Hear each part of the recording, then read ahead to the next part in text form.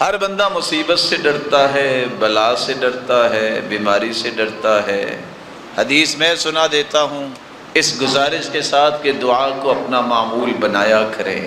حدیث میں آتا ہے ان البلاء ینزل، جب آسمان سے ایک بلا اللہ تعالیٰ اتارتے ہیں، بندہ مومن دعا کرتا ہے فیعتلیجان، تو آسمان سے آنے والی بلا اور یہ دعا آپس میں گتھم گتھا ہوتے ہیں، اور قیامت تک یہ دعا اسے زمین پہ آنے ہی نہیں دیتی۔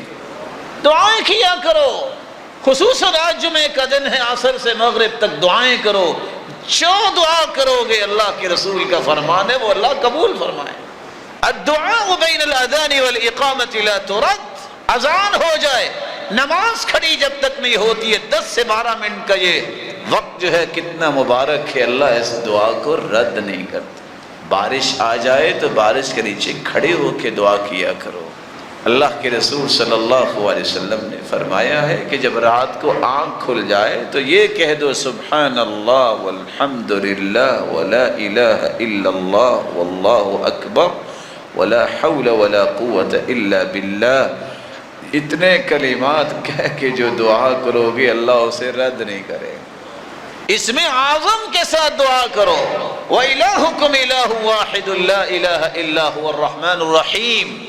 یہ نہیں آتی اتنی لمبی دعا تو یہ پڑھ لو، اللہم انت ربی لا الہ الا انت الاحد الصمد الذی لم یلد ولم یولد ولم یکن له کفوا احد۔ اس میں اعظم ہے۔